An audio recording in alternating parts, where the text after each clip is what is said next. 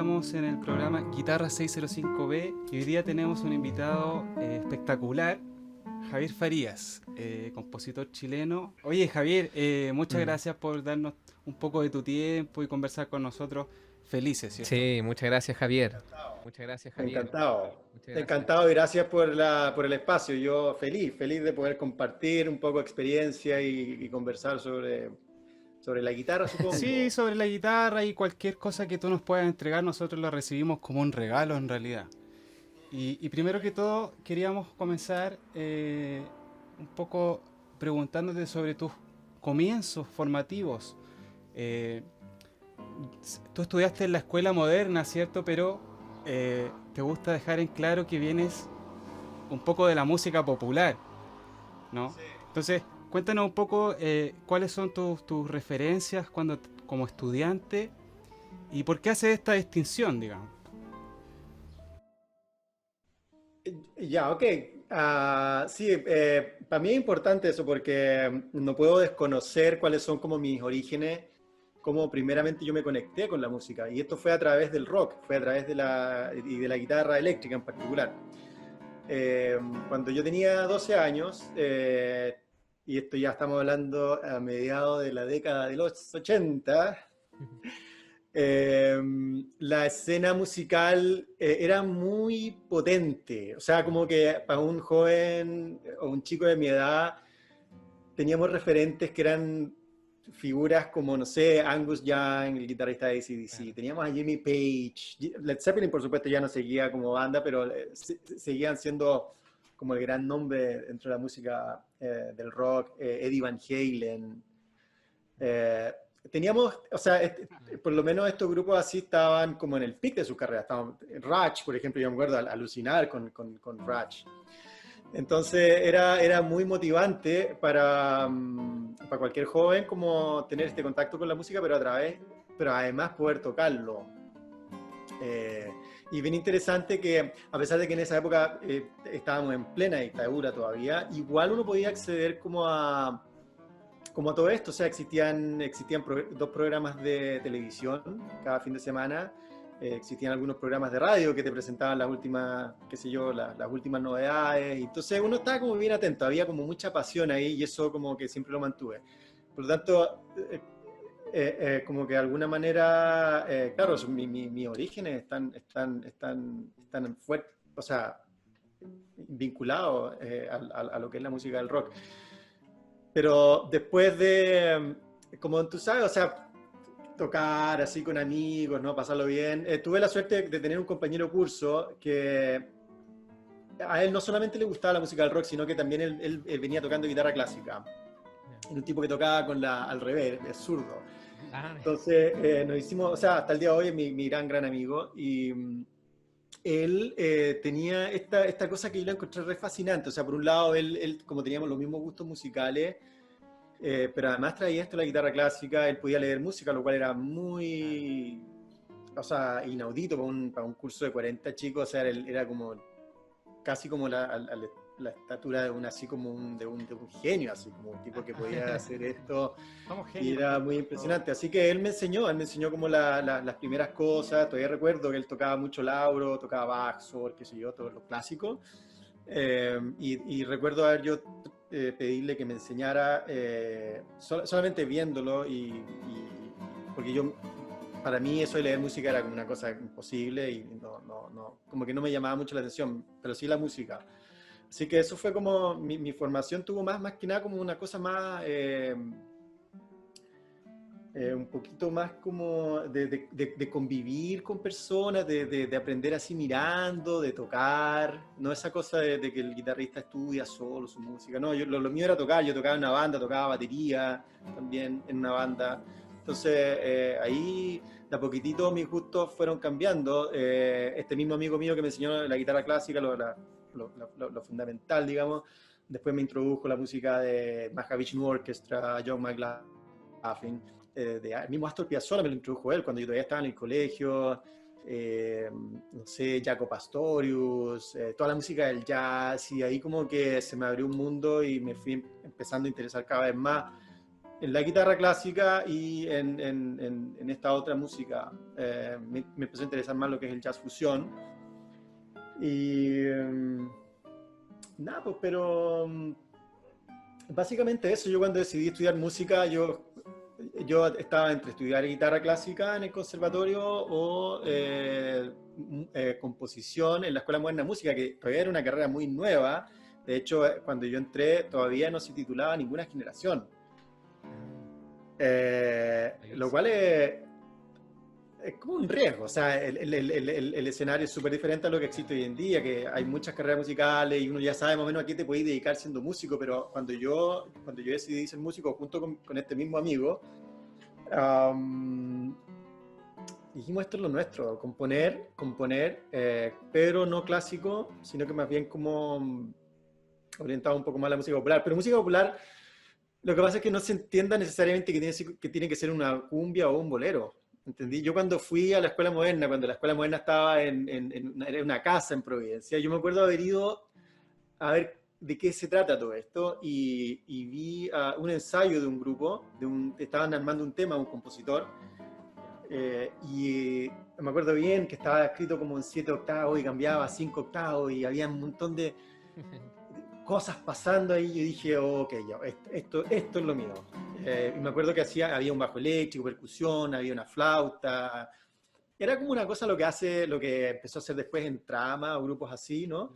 Pero esto era muy, muy fusión y era una cosa que yo jamás había escuchado. Y eso fue como lo que me decidió como decir, wow, esto es lo que yo quiero. Me acuerdo de el nombre del compositor, se llamaba Cristian Rossi, tipo que creo que ahora entiendo bien en Antofagasta. Pero bueno, cada experiencia lo va marcando a uno, ¿no? Y lo va ayudando a determinar, o sea, a tomar decisiones con respecto a su vida. Claro, Así que eso fue lo que me empujó es un poco. destacable que Javier ha sido una persona que ha aprendido con la práctica, digamos, ¿no? Claro, claro, o sea, sí, o sea, se asemeja mucho a algunos de nuestros orígenes, pero sí que bien se perfila. No sé cómo llegaste a la escuela moderna o llegaste a ese sector, ¿no? De música popular. Imagino yo que por tus inicios, los intereses de conocer música más fusión, pero sería interesante conocer ese proceso, ¿no? De cuando llegas a la escuela moderna y cómo te empieza a vincular con la guitarra como instrumento principal, la guitarra clásica, por decirlo así, Sí, la guitarra clásica en particular. Claro, este mismo amigo mío estudiaba con Eugenia Rodríguez. Ah, ya, ahí está, claro. Entonces ella me hablaba de que no, que mi profesor a veces, él era bien talentoso, era un gallo muy, muy talentoso, pero de repente le gustaba tocar cosas de Metallica en la guitarra. Entonces la Eugenia me decía, entonces mi profesora me reta, me dice, no puedes tocar esa música. y después, claro, me decía, oye, pero ¿por qué no estudiáis con la Eugenia como más formal? Porque yo tocaba mucha, mira, antes de mis estudios formales, yo ya tocaba música de oído, yo solamente de oído en estos cassettes que existían antes, transcribía la música, la sonata de Scarlatti, cualquier cosa que me gustara, yo la transcribía completa, música de Bach, me acuerdo, música de Piazzolla, la versión de Cacho Tirado de Adiós Nonino, eso me dio vuelta y dije, pero ¿cómo alguien puede hacer esto? Y la transcribí completa. Entonces también fue como un proceso muy propio de aprender y vincularme con el instrumento y me ayudó también a desarrollar auditivamente, ¿no? Esto de estar escuchando y poniendo atención en cada detalle. Entonces, bueno, la cosa es que cuando yo decidí, así, que voy a hacer estudios formales de guitarra clásica, yo tocaba mucho, pero no había tenido estudios formales. Entonces tuve que ir a la escuela moderna, entrevistarme con Eugenia. Ella me recibió, o sea, ella, la persona que yo más agradecido estoy, porque siempre fue muy, muy afectiva y no tenía nada que ver con esta imagen que mi amigo me había dicho, que es muy severa, que no puedes tocar este tipo de música, esto otro. No, ella es súper abierta y me acogió rápidamente. Muy, muy, muy fundamental en mi formación, porque ella fue la que me impulsó a decir, no, tú tienes que componer porque lo que estás haciendo está bien. Ella habló con mis papás, como no, o sea, Javier lo está haciendo bien, hay que apoyarlo. Entonces fue fundamental, yo creo, bueno, primero mi amigo, que fue el que como que me empujó a esto, a hacer música y vincularme con la escuela moderna. Él fue el que me dijo, oye, están abriendo esta carrera, también tienes que estudiar con la Eugenia, qué sé yo. Entonces ahí yo partí con ella y tuve que empezar de cero prácticamente. Yo aprendí aprendí a leer música cuando yo tenía por lo menos, no sé, tal vez 17, 18 años. Yo no quería, yo me resistía a hacer un poco esa idea, pero cuando dije voy a ser músico, tengo que hacer esto. Y la verdad es que ese proceso me tomó literalmente unas pocas semanas aprender a leer música. Recuerdo bien haber, en la medida en que iba aprendiendo, yo iba escribiendo ya mis propias ideas y ese proceso de poder llevar al papel lo que uno toca, lo encontré fascinante. Eso fue lo que me empujó a seguir aprendiendo. Entonces, el proceso de la teoría, aprender teoría, me tomó muy, pero muy poco tiempo, básicamente por la pasión, la efervescencia que existía en mí de poder aprender, ¿no?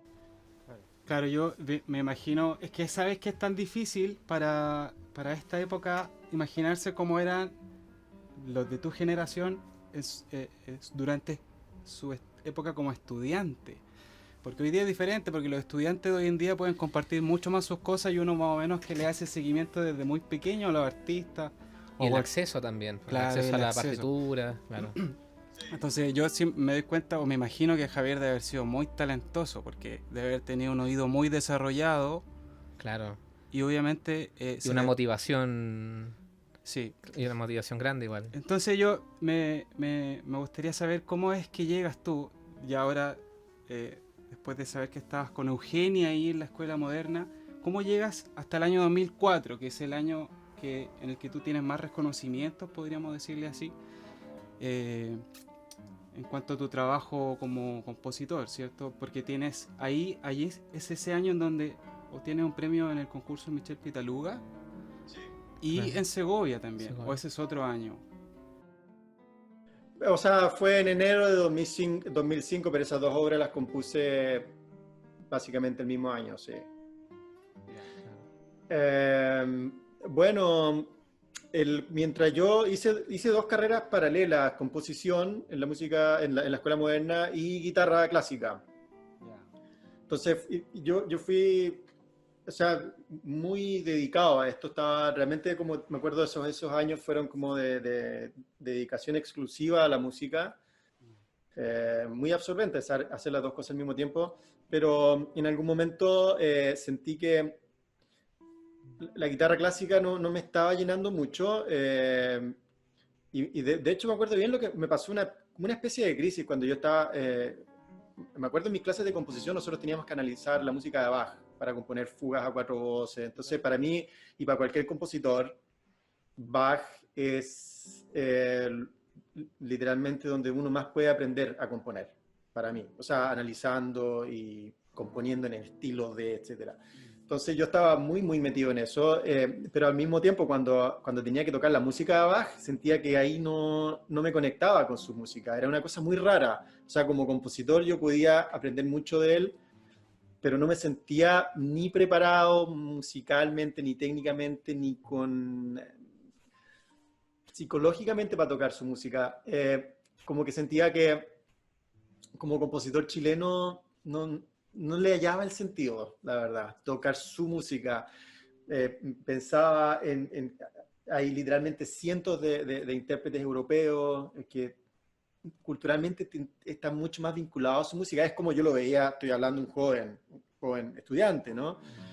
Y sentía como esa responsabilidad más bien de enfocarme hacia la música más latinoamericana, porque ahí empecé a descubrir la música no solamente de Brauer, sino que muchos compositores actuales que pasaban ahí. Me acuerdo de Gerardo Gandini, un compositor contemporáneo y estudiando su música. No tiene nada que ver con la estética muy latinoamericana, pero aún así era un compositor argentino que yo decía, esto es lo que tengo que hacer, como no hacer este tipo de música, pero sí conocerlo y vincularme más estrechamente con los latinoamericanos. Y hablé con Eugenia y dije que no, o sea, la música de Bach es sublime, pero no es para mí y no quiero tocar música de Sor, ni tampoco Tárrega, ni... Era un alumno difícil, un alumno bueno. Alumno Pero es difícil. que ahí está la Eugenia, la sabiduría de ella, porque supo leer muy bien. Ella me dijo, entonces centrémonos en esto, me dijo. Vamos a hacer repertorio latinoamericano. Y yo lo agradecí mucho. Es más, yo me acuerdo que pasaba encerrado en su sala y siempre yo devoraba las partituras, pescaba algo y lo leía y como que trataba de... Y en una de esas encuentro un libro de Sabicas, que era un guitarrista flamenco de los grandes nombres, y guitarra flamenca. Yo sabía muy poco, lo básico de guitarra flamenca, Paco de Lucía, qué sé yo, como esas cosas como básicas, pero decía, wow, esto como me sonaba intrigante y muy, muy atractivo. Y empecé a tocar su música y quedé así como, wow.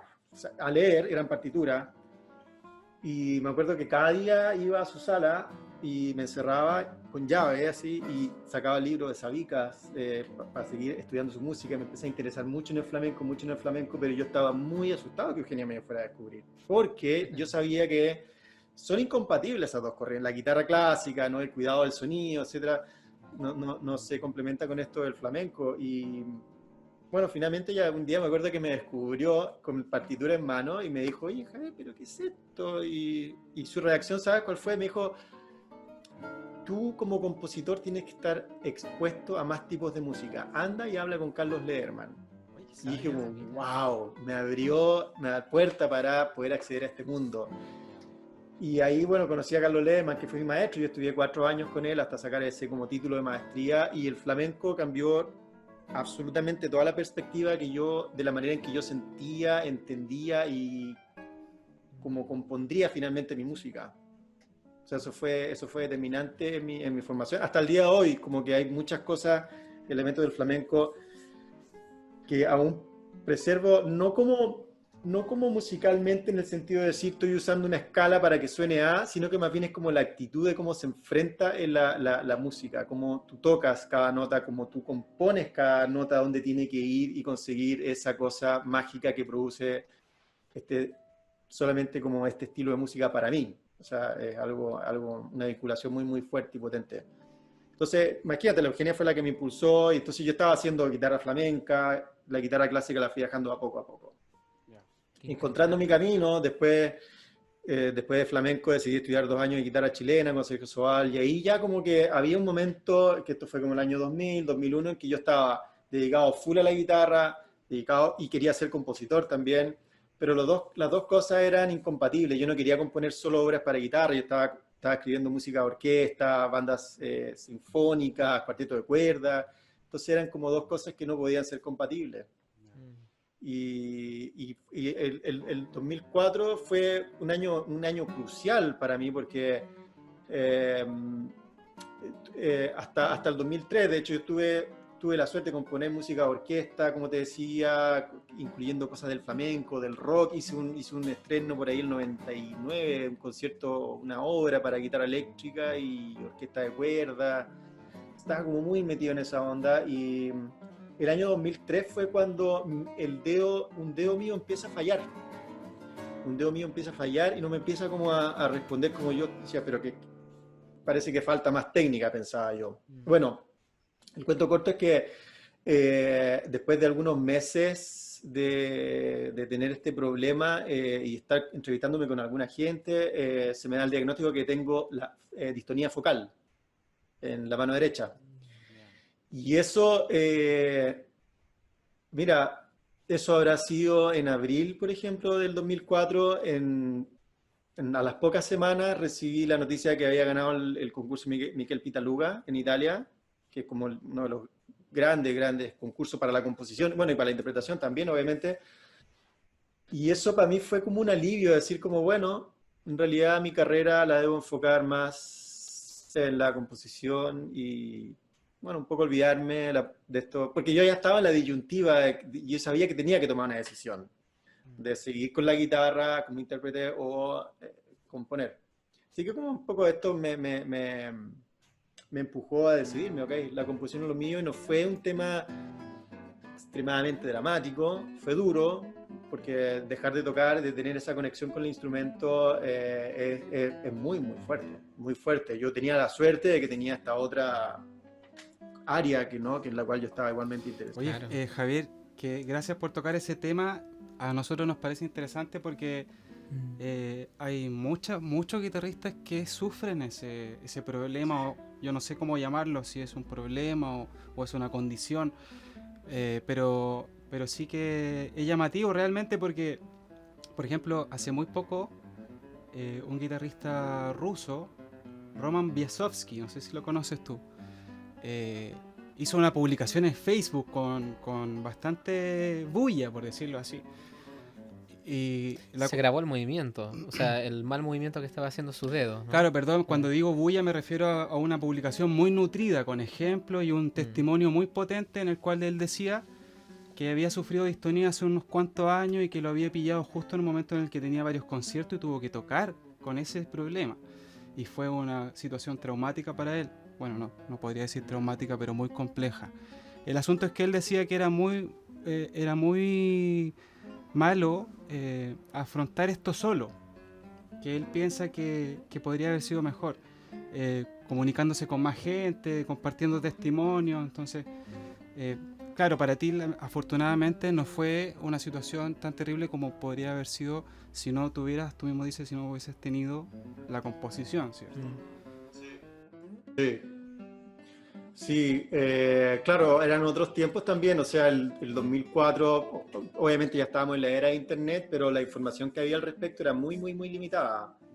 Yo te digo, tuve la suerte de que un neurólogo, yo ni siquiera recuerdo cómo llegué a él, pero me dijo, ok, ven con tu guitarra, te voy a evaluar. Yo empecé a tocar el estudio 1 Villalobos y el dedo como que se me tropezaba y a los 6 segundos me para y me dice, ok, esto es lo que tú tienes.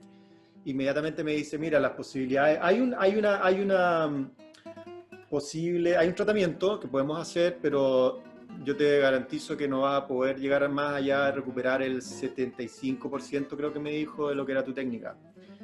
Y dije, no, o sea, si no puedo tocar como yo tocaba, voy a afrontar esto, bueno, es lo que me tocó. Pero hoy en día es muy común, es que es muy común en la escuela moderna donde yo estudiaba, donde yo trabajaba, cuando yo ya estaba trabajando, hubo otros dos chicos que tuvieron problemas con la distonía. Y acá en Estados Unidos también he conocido un montón de gente. Lo que sí sé, por los testimonios que he recogido, y esto me parece muy interesante poder como compartirlo, la distonía se gatilla por algún evento y un evento que ha causado como mucho estrés tal vez, que ha sido muy significativo para ti, que tenga que ver con el instrumento, no de tu vida. Mucha presión sobre algún evento, una grabación, lo que sea. Eso me acuerdo, o sea, con cada persona que he hablado me han como que es lo que domina un poco la escena. De hecho, lo que tú mencionabas de este guitarrista ruso, claro, él a lo mejor estaba con una presión extra porque tenía que haber una serie de conciertos, etcétera. A lo mejor ese fue justamente el evento que gatilló esto. No, o sea, por una cosa personal, no te quiero dar nombres, porque hay algunos guitarristas, de hecho, que son famosos, que han tenido esto, y ellos me contaron, mira, yo me acuerdo que tuve una sesión estábamos haciendo un DVD, por ejemplo, y tuve una serie de cuestiones técnicas que no tenían incluso que ver con el tocar, pero al final eso fue lo que gatilló mi historia. En el caso mío, yo me acuerdo muy bien, y me hizo mucho sentido. Yo fui el año 2003 fui a un festival, a 2 festivales en Europa que me invitaron, y tuve que preparar un programa en un mes con un percusionista. Fuimos con un percusionista de Chile y fue un montón de trabajo que nunca había estado expuesto a una situación así. Y claro, después de haber hecho esta gira, volví a Chile y la guitarra la dejé un poco. Y la verdad que después de eso, o sea, la dejé, qué sé yo, un par de semanas, ahí como que sentí que, a ver, ¿qué pasa? Tuve 2 semanas sin tocar. Entonces lo que uno piensa inmediatamente, bueno, aquí ya falta un poquito más de técnica. Y justamente cuando uno empieza como a intentar tocar de la forma en que siempre lo he hecho, es que cuando el cerebro, porque este es un problema neurológico, el cerebro más se confunde. Entonces ahí encontrar el diagnóstico de una manera rápida y eficaz es lo más importante, porque lo que tú tienes básicamente que hacer es volver a reentrenar los movimientos. Es como en el fondo engañar a tu cerebro. Vamos a partir de cero, pero para eso tú no lo vas a hacer solo. Hoy en día hay harta información en internet, hay muchos ejercicios que gente publica. Hay un especialista, justamente tiene apellido Farías, Joaquín Farías, que es como la gran eminencia de la historia. Ya. Bueno, tú, perdón, me hablaba de Leitner, ¿no? Sí, bueno, claro, es que él fue el primer caso emblemático que se recuperó completamente. se recuperó completamente, sí, y esto fue ya hace mucho tiempo atrás, esto ha sido tal vez en la década del 90, no estoy seguro, y él ha publicado libros, y él ha dado su testimonio. Entonces hay que cuidarse mucho y no exponerse a estas situaciones de extrema tensión, y cuidar mucho la postura también, eso es re importante. Cuando uno es más joven, como que toca, pero sabes que después uno tiene 40, 50 años, problema en la espalda. Te lo digo porque yo ahora estoy tocando un poco más. De hecho voy a estar, voy a hacer un concierto con un guitarrista, con un saxofonista Sí, acá. 29 Sí, vimos. sí. El ¿Ah? 29, Sí, creo. el Andrés Bello. ¿O no? ¿Y cómo saben? Supone que era privado. ¿En serio? No.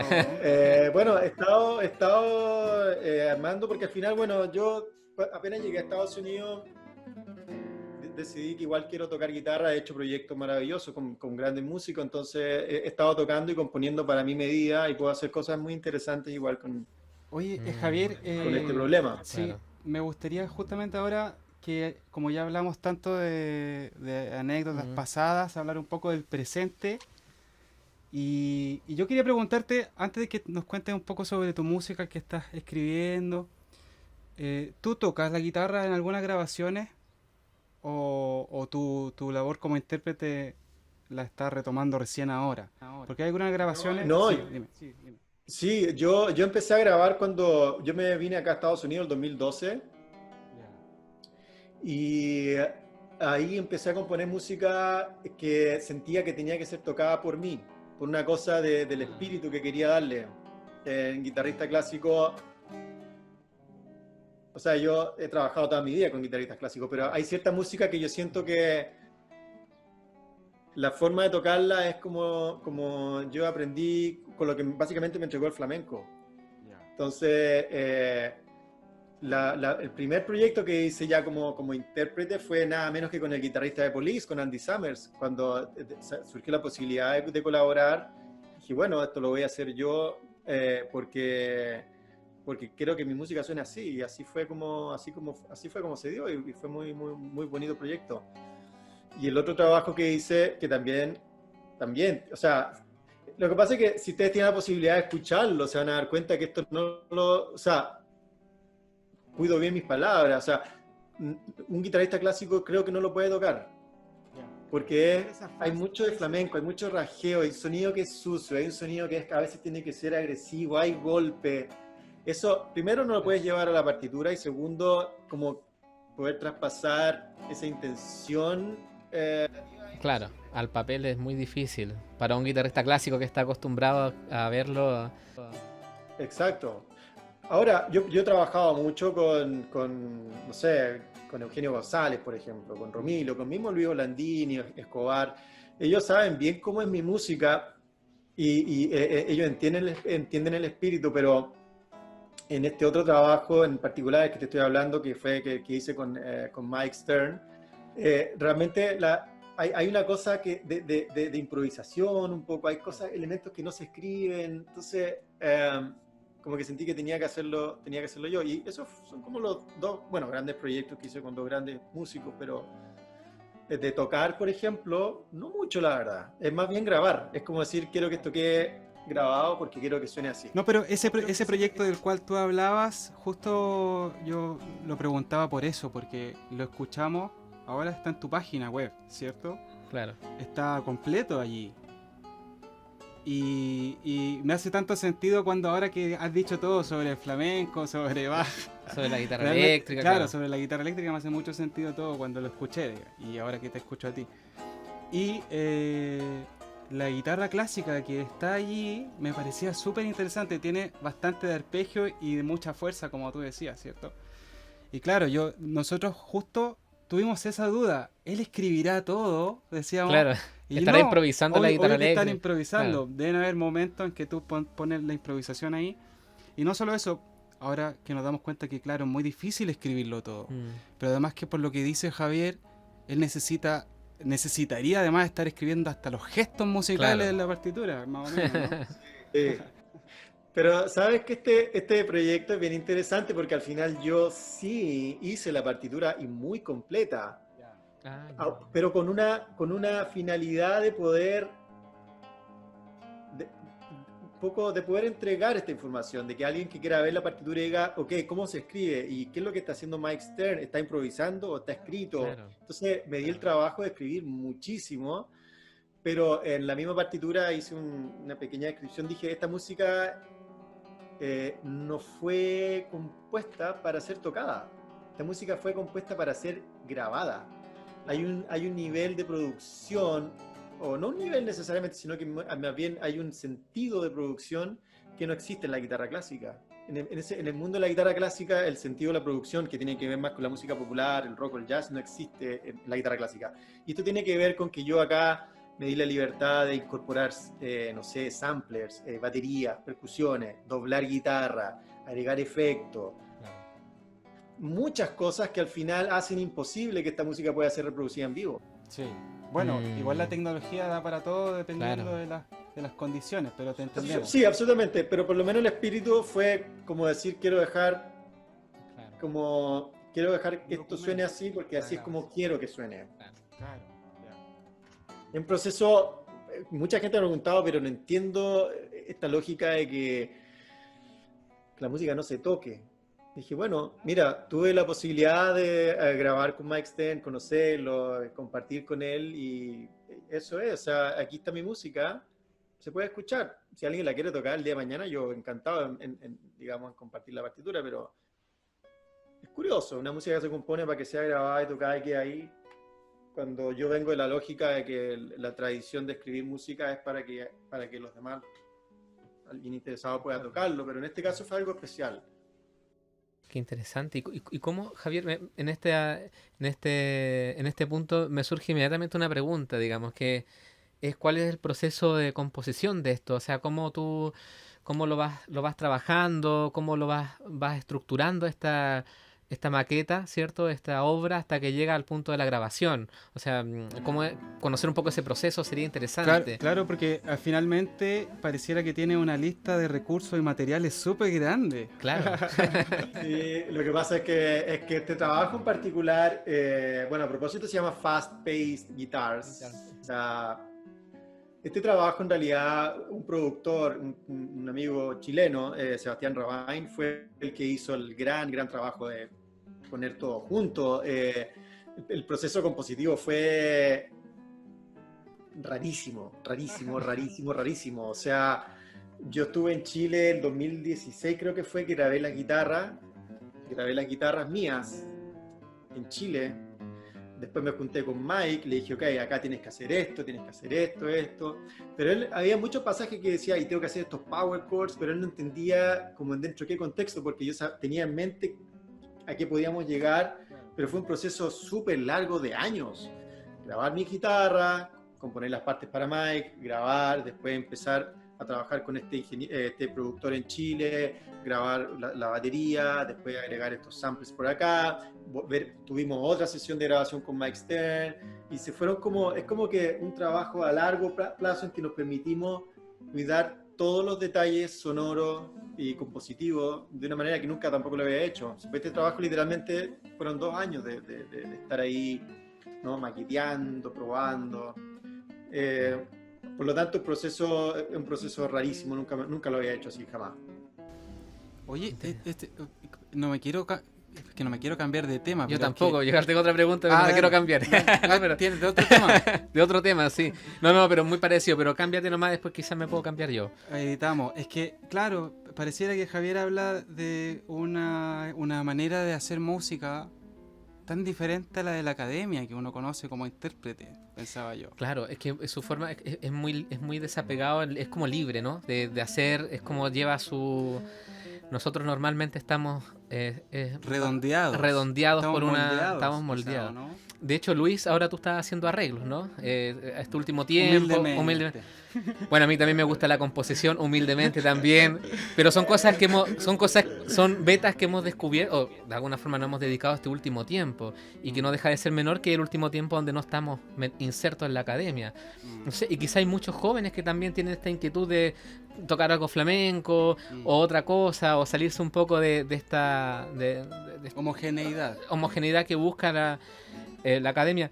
yo no sé qué cosas bueno, ya con tu historia nos recomiendas muchas cosas y ejemplifica todo, pero quizás para un joven que está en búsqueda de hacer obras, de buscar, qué cosas podrías tú sugerir a la academia o qué cosas tú ves, o a los mismos jóvenes, algo que nos pueda resumir todo lo que nos acabas de decir, Javier.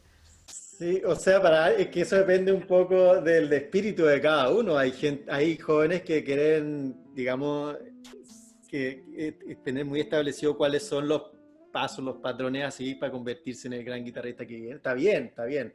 Pero para alguien que tiene ese como espíritu un poco más libre y querer hacer cosas fuera de lo... Y que lo que pasa es que eso yo lo tengo y que eso creo que me lo dio el rock. Yo fui un joven rebelde. Y yo sigo siendo rebelde de alguna manera, por eso me gusta como transgredir. Y me encanta el rock también, pero esa como idea de transgresión es lo que siempre ha movido mi trabajo. Entonces, si alguien siente que comparte un poco esa filosofía de entender la vida, el arte, la música, lo que tú quieras, yo creo que el primer consejo que le daría sería justamente aléjate de la academia, porque la academia es lo que conserva, o sea, el término conservatorio es muy potente para alguien. ¿Conservar qué? Entonces, yo no sé, para mí siempre cuando me contaban que, no sé, Debussy fue expulsado de la academia porque sus profesores de armonía no podían comprender estos cambios armónicos, decía, es que eso es lo que yo quiero. Y te voy a contar un caso similar que me pasó en Chile, es una anécdota. Y aquí no tengo problemas en dar nombre. Mi profesor de armonía, que sigue siendo profesor en la Escuela Moderna, Toli Ramírez. Toli Ramírez, el gran Toli Ramírez que todos admiran. Entonces, yo era un joven también, de, no sé, 19, 20 años. Entonces, me acuerdo que hay ciertas cosas que tú no puedes hacer. Y tú no puedes preguntarte porque no las puedes hacer. Simplemente no las puedes hacer porque la academia dice que no. Y bueno, la cosa es que me acuerdo bien, había un compañero de curso que tenía una inquietud musicales que compartíamos muchas ideas como de estética musical. Entonces este compañero llega y en su acorde coloca la tensión no permitida, la tensión que no podía colocar. Cuando está en el piano, el profesor le dice, ¿por qué está haciendo algo que yo le dije que no podía hacer? Y la respuesta de este joven fue, es que a mí me gusta cómo suena. Maravilloso. Lo cual me parece lo más intuitivo, lo más natural. Bueno, la reacción del profesor fue tomar su partitura y le dijo, ok, usted no vuelve a mi clase si no sigue lo que yo digo acá que se tiene que hacer. Y efectivamente este joven nunca más lo volvimos a ver. Y yo dije, o sea, esto es un atentado. ¿Cómo alguien así puede estar enseñando? O sea, digo, claro. Entonces esas cosas a mí justamente me dan como más fuerza para luchar contra este tipo de instituciones. Cuando te dicen esto, usted no lo puede hacer. Y me acuerdo bien qué acorde era. Era un acorde medio disminuido y tenía la tensión la novena bemol. Bueno, años después cuando yo estaba enseñando composición en la misma Escuela Moderna, me acuerdo que Piazzolla usaba muchos acordes, con la misma tensión, no lo usaba de paso, era una blanca, o sea, una redonda, quiero decir. 4 tiempos, el sonido. Entonces yo digo, ¿por qué alguien te va a decir que no puede usar este sonido si en este contexto suena bello? O sea, es lo que el compositor está necesitando. Entonces el compositor tiene que tener esa lógica de decir, ok, yo acá puedo hacer lo que yo quiera, pero cuando estén en mi clase de armonía tal vez no, porque si no me meto en problemas. Pero esa idea de transgredir y decir, ok, esto es lo que yo quiero, nunca se debe dejar. Ahora, entonces, si un joven quiere adentrarse en otras áreas que a lo mejor no le corresponden, yo creo que lo primero que tiene que tener es el apoyo de su profesor. Claro. O sea, el profesor tiene que ser lo suficientemente astuto como para decir, si te interesa esto, ya seas tú como compositor o intérprete, ok, veamos en qué manera te puedo guiar. Yo no te puedo decir, no hagas esto porque tu técnica se va a dañar. Porque en el fondo le estás poniendo muchas limitantes el músico, aunque sea intérprete, igual siempre tiene como esa idea de crear, ¿no? De ser como un alma creativa, de estar generando cositas, ¿no? Por eso yo rescato mucho lo que ustedes están haciendo, guitarristas clásicos de una formación extraordinaria, ¿no? Con extraordinarios resultados, pero que también tengan esta faceta como querés decir, yo quiero componer, yo quiero arreglar, porque además, ¿qué es lo que te permite, el mundo de hoy sobre todo, te permite como la distinción un poco? O sea, hay miles de guitarristas que son extraordinarios. Entonces, lo que yo animaría a los jóvenes es decir, ok, propone algo distinto, o sea, y vuelvo a la misma crisis que tenía yo. O sea, tocar Bach es maravilloso, pero si yo estoy acá, por ejemplo, acá, viviendo en Washington, y viene un guitarrista de un país que para mí puede sonar exótico, digamos Rumania, por ejemplo, fantástico poder escucharlo, pero me gustaría mucho que él pueda tocar música de su propio país. O sea, ese tipo de conexión es la que debe existir, y por eso yo me alegro mucho de lo que pasa en Chile, que en general hay un interés en los guitarristas chilenos de incorporar obras de compositores chilenos en su repertorio. Eso es lo que al final te marca la distinción, y lo que además te puede dar el gran plus, así, ¿no? Como para hacer una carrera un poco más interesante. ¿Quieres preguntar algo? Sí, bueno, dentro de la música latinoamericana y de toda esta influencia que de alguna forma culturalmente lo llevamos, ¿cierto? Y que puede ser como un camino, como dice Javier. Quería ver lo de hay una obra interesante que hizo Javier también sobre los premios Nobel de literatura. Claro, literatura, claro. Y que ahí mezcla distintos ritmos. Y un proyecto bastante grande. De hecho, es un proyecto O sea, en que cuanto se a grabó. gestión, es sorprendente, dices tú. Claro, por supuesto. Entonces, no Sí. sé si me estoy yendo para un lado, pero me parece interesante poder tocarlo. Dentro de las influencias que tú tuviste, dentro de tu primera formación, ¿cómo desembocó todo eso en esa obra tan grande como Las 6 miradas por América Latina? Sí, es un proyecto, efectivamente un proyecto titánico, o sea, y muchas instituciones involucradas, guitarristas de primer nivel que pude contar. ¿Cómo nació? La idea no fue mía. Yo tuve, a los poquitos meses que llegué acá, tuve una reunión en el Banco Interamericano de Desarrollo. En ese entonces, el que estaba a cargo del Departamento de Cultura era el actual presidente de Colombia, Iván Duque. Ah, mira.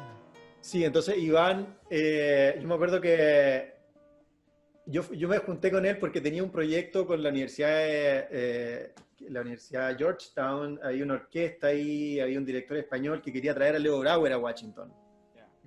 Íbamos a hacer un homenaje, yo iba a componer un concierto para él, estaba todo muy bien encaminado. Bueno, me reuní con Iván porque necesitábamos para conseguir la comisión, para yo poder componer este homenaje a Leo Brauer iba a estar ahí y todo. Entonces Iván me dice, no, pero es que si está Cuba, no pasa nada. Cuba no es parte, no es país miembro del banco, o sea, simplemente no pueden apoyar un proyecto cuando hay involucrado a un país que no está bien, es política y se entiende. Pero él me dice, pero ¿sabes qué? Me dice, tengo una idea hace tiempo que quería hacer, que es un disco. Primero me dijo como un disco solamente, y para homenajear a los 6 premios Nobel latinoamericanos que han obtenido el premio Nobel de literatura. Entonces ahí en esa reunión me dice, ¿por qué no armamos algo? Y empezamos a ver cómo lo hacemos. Y ahí yo, claro, como él me comprometió cierta cantidad de fondos como para poder partir, pues nada, invitar a músicos de primer nivel y después, bueno, otras instituciones se sumaron y pudimos hacer muchos eventos, mucho en Estados Unidos, también en Chile, en Brasil, en México. Y bueno, me sentí muy a gusto porque, o sea, como la cosa de darle un poco de identidad a mi música a través, ya sea de usar ritmos folclóricos o melodía o basarme en historia o lo que sea, pero que me vinculen a mí como latinoamericano ha sido como lo principal en mi carrera, o sea, como el objetivo que primero me planteé. Entonces este proyecto me permitía extenderlo al área de la literatura. No es que hubiese habido texto en sí, pero esta mirada o el enfoque de componer en base a no sé, a poesía, no sé, novelas incluso, como meterme en cada persona, en cada uno de estos escritores y poetas, fue como muy, muy interesante. O sea, descubrir la poesía de Miguel Ángel Asturias, por ejemplo, y llevarla a la música, que, bueno, Lucho, tú estabas en San Francisco cuando se estrenó, po. Sí, con David Tannenbaum. Yo te quería preguntar un Ah, poco Tannenbaum. qué tipo, o sea, no, esto lo cortamos, iba a decir qué tipo de beneficio. Mal. Eh, em, claro, porque solo quería preguntarte justamente sobre tu relación con David Tannenbaum, porque es muy fructífera al parecer, ¿no? Sí, es que el David, mira, cuando yo estaba en Chile me enteré que David estaba grabando ya en Naxos con el ensamble de guitarra del Conservatorio de San Francisco. Y, o sea, yo ya en Chile ya sabía qué es lo que estaba haciendo él, y cuando yo me moví acá, cuando llegué acá, las primeras personas que contacté fue David, y él fue muy, muy como abierto primero con mi música, me dijo, oye, qué bueno tu trabajo, y como que dejó abierta al tiro la posibilidad de hagamos algo.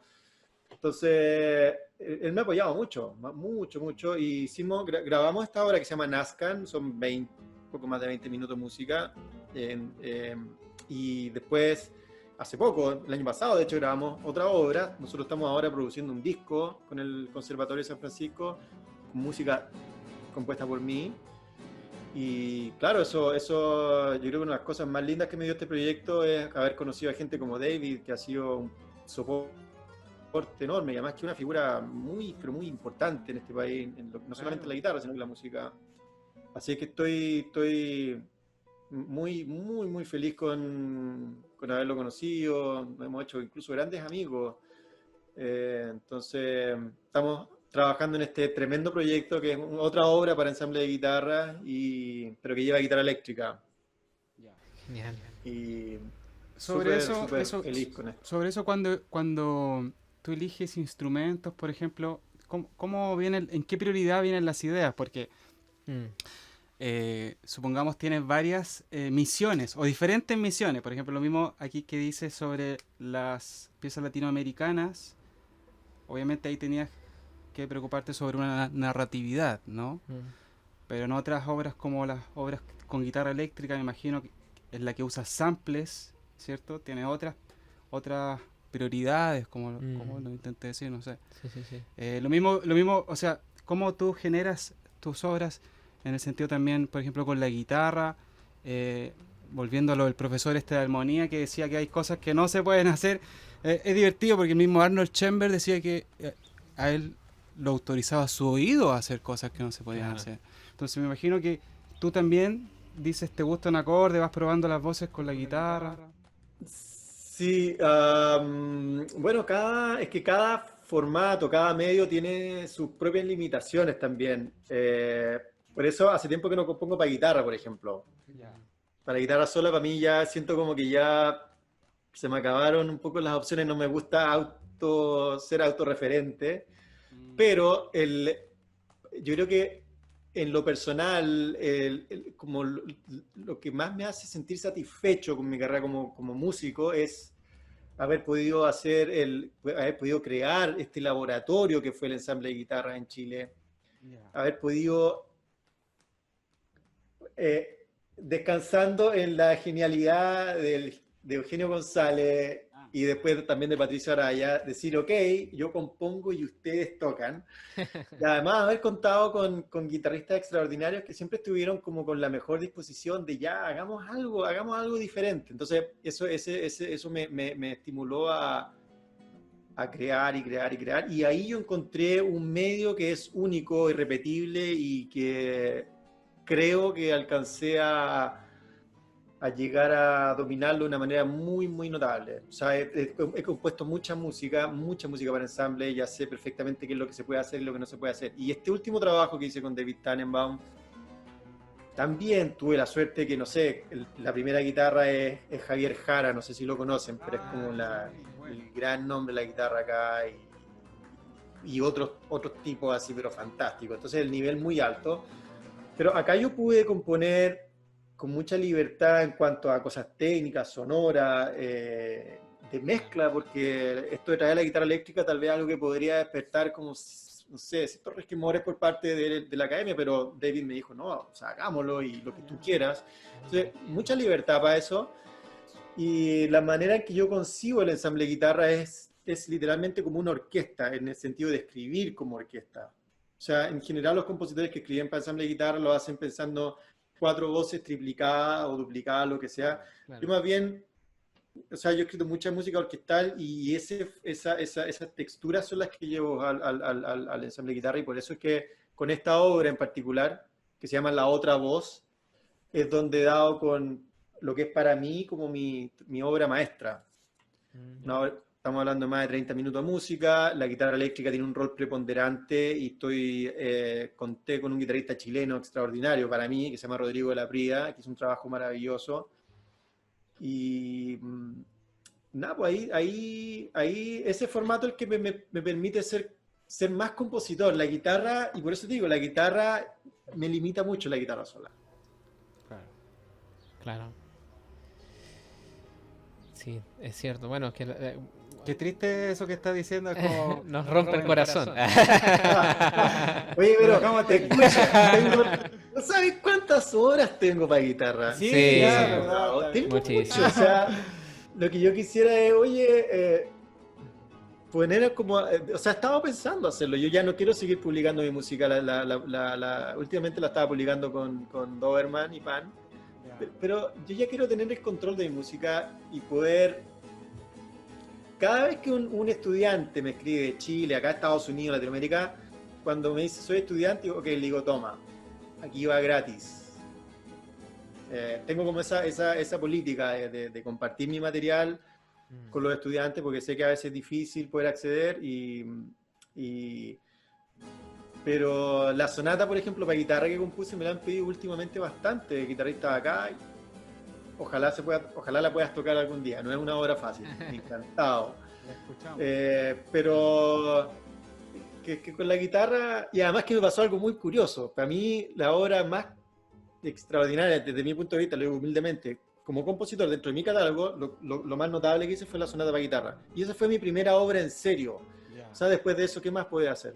Hasta el día de hoy siento que no puedo hacer algo de acuerdo a mis propias condiciones como compositor. No estoy hablando como en general, sino que yo como compositor no creo que pueda hacer algo que tenga como la consistencia estructural, armónica, de desarrollo que tiene ese trabajo. Y fue mi primer trabajo y que lo hice hace ya 16 años. ¿Tú te sientes dentro de una identidad chilena en tu música o lo generalizas más con algo latinoamericano?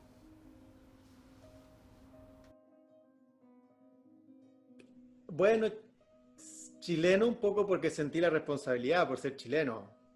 Por eso yo quise, digamos, estudiar los ritmos, la forma de tocar, estructura, etc.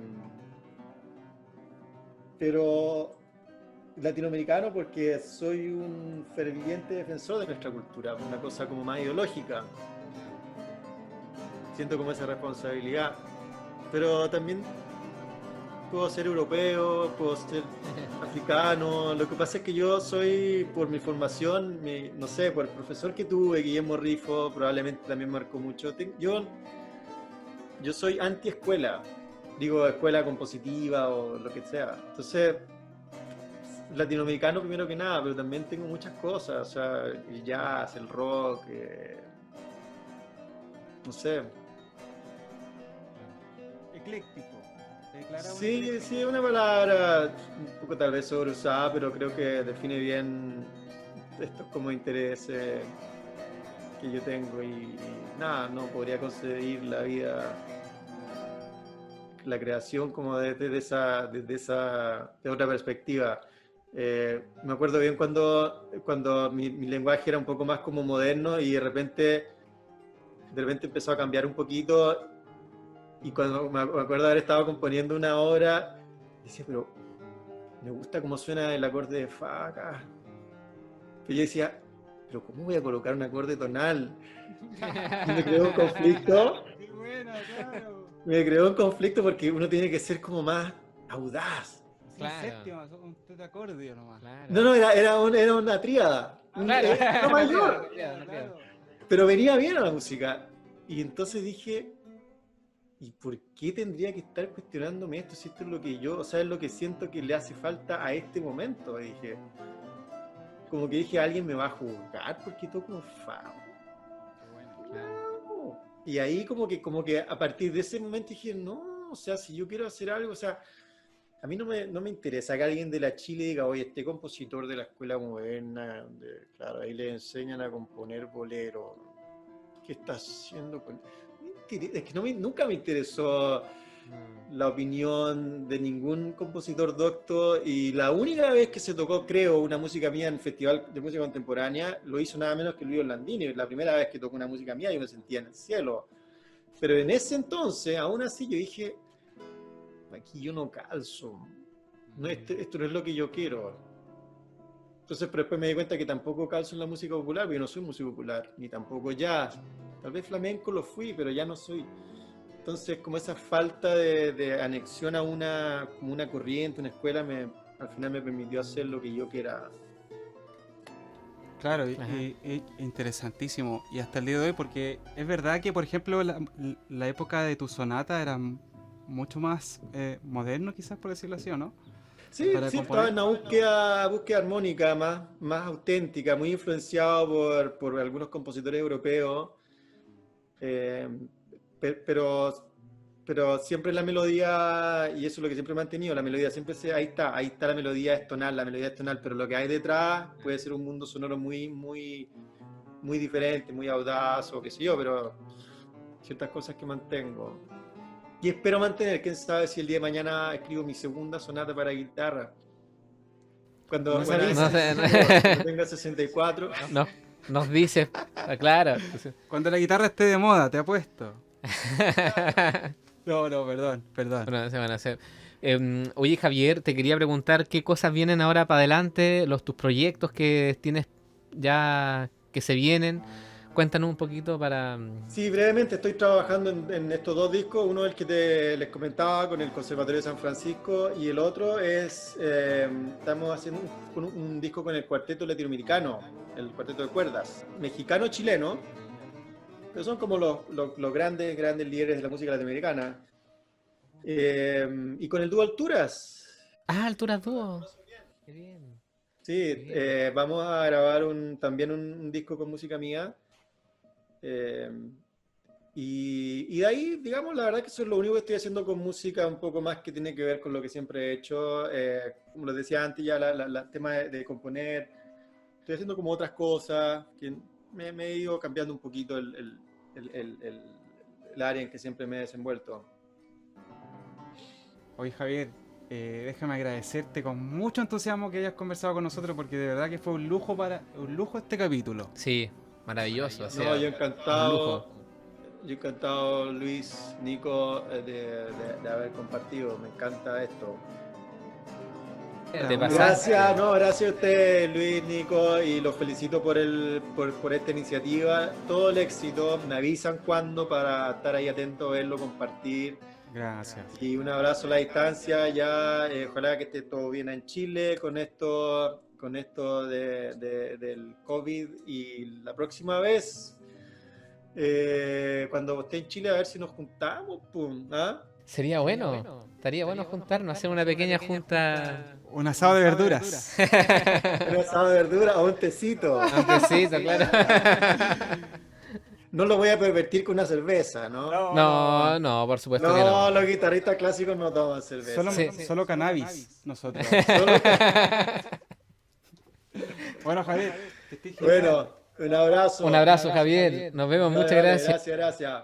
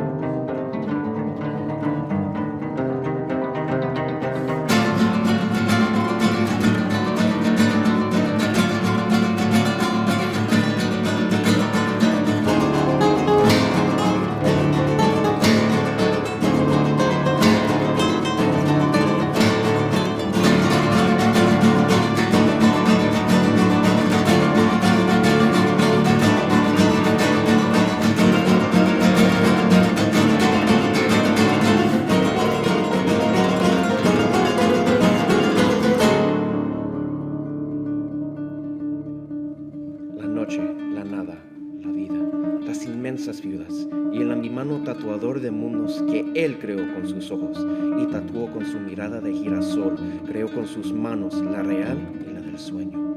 Creó con su palabra, tatuaje de saliva sonora, mundos que al quedar ciego rescató del silencio con el caracol de sus oídos y de la tiniebla luminosa, con su tacto de constelación apagada, con sus dedos enrollados de números y colibríes.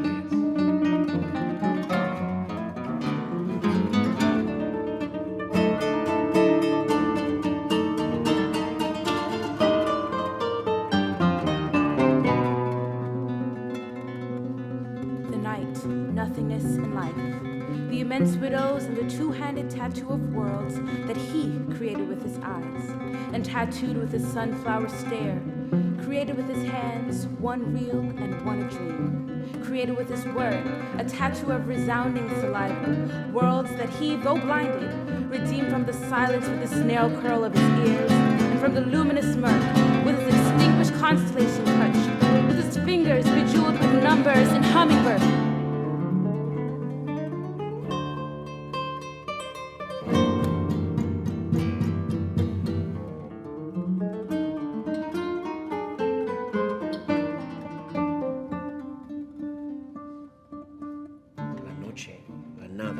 Vida, las inmensas ciudades, a la luz de los oropensantes luceros, emisarios que se perdieron en el cielo de níquel, sin desanillar su mensaje, y el ambimano tatuador, cegado por la lluvia de ojos de hilo.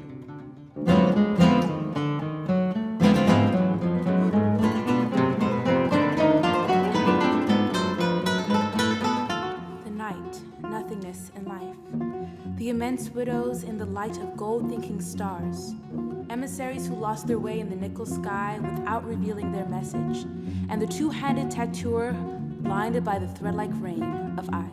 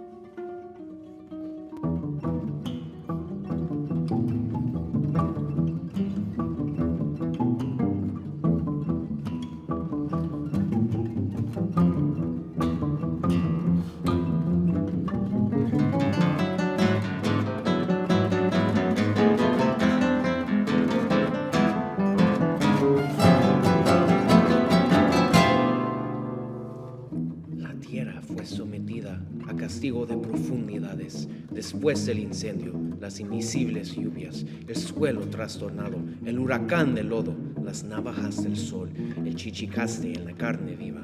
Castigo de profundidades por haber dado cabida al primer bárbaro, no al último, a la primera bestia humana, al primer verdugo en mi país forjado a miel.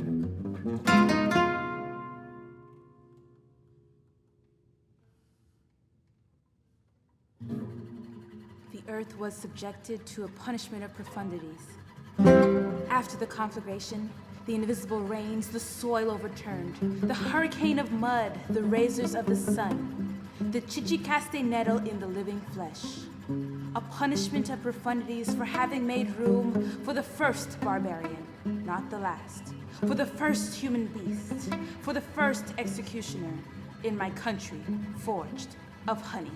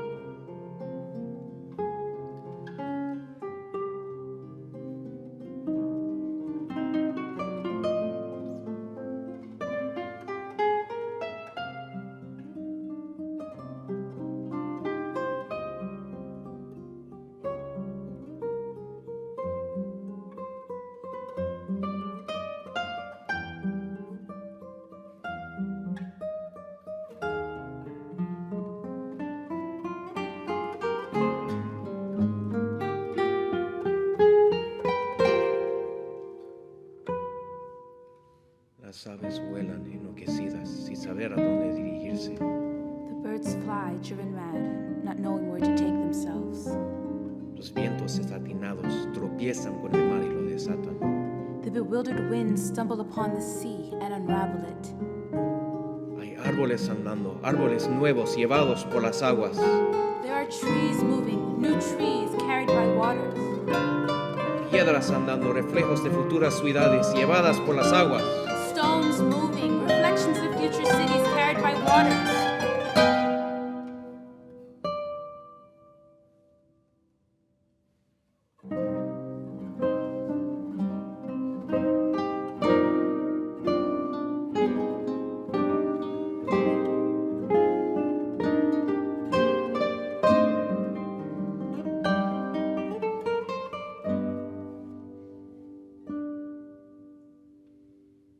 Que no hay música.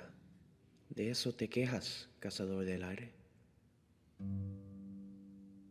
There's no music?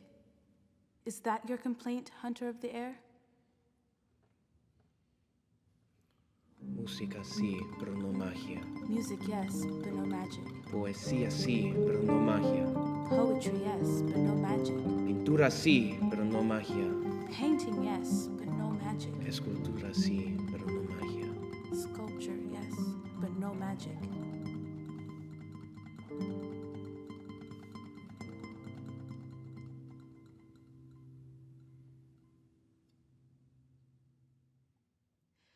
The motionless flight of poetry and its unfolding in ritual song, warrior dance, wordplay, conversation of deified hearts, this is our secret. To hear seedbeds of syllables sprout and transplant them with salivations of the golden strophe, this is our role as thinkers with music.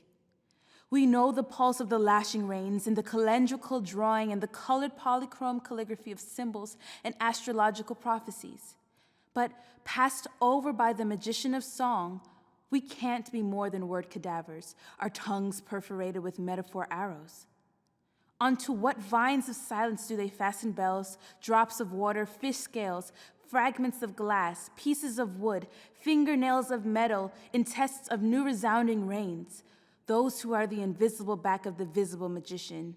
He of the tree of music in his house of the south. What canes toasted over low flame do they pierce in search of the pathetic trill? What stones polished with tobacco do they use to iron the drumskins? In what millennial liquor do they soak the ocarina, the tortoise, the snail, the stone for the keys of the marimbas?